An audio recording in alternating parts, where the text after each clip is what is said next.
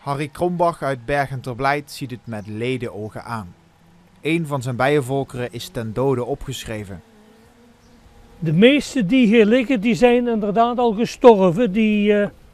Maar er zijn er ook nog die iets even leven. Maar die gaan op termijn allemaal dood. Die zijn dus geïnfecteerd door die bacterie. En die worden eigenlijk van binnenuit min of meer opgegeten. En die worden aangetast, hun darmen worden aangetast enzovoort. Dus ze sterven op zich een langzame en min of meer pijnlijke dood. Harry Krombach houdt als hobby al 11 jaar bijen in Bergen ter Blijt. Een paar maanden geleden merkte hij dat in een van zijn bijenkasten minder larven geboren werden. Ik heb met collega-imkers overlegd wat de oorzaak zou kunnen zijn, maar we hebben het eigenlijk niet kunnen vaststellen. Tot 2 weken geleden, toen ontdekte ik eigenlijk hagelschot.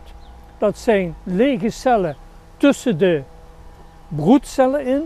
Vanwege het besmettingsgevaar kan de bijenkast even niet open, dus moeten we het doen met een plaatje. Zo zien de ramen in de kast er dus uit.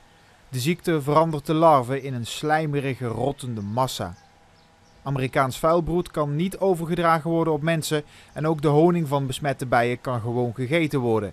Maar voor de bijen zelf heeft de bacterie desastreuze gevolgen. Hier ziet u hoe die bijen langzaam doodgaan en sterven.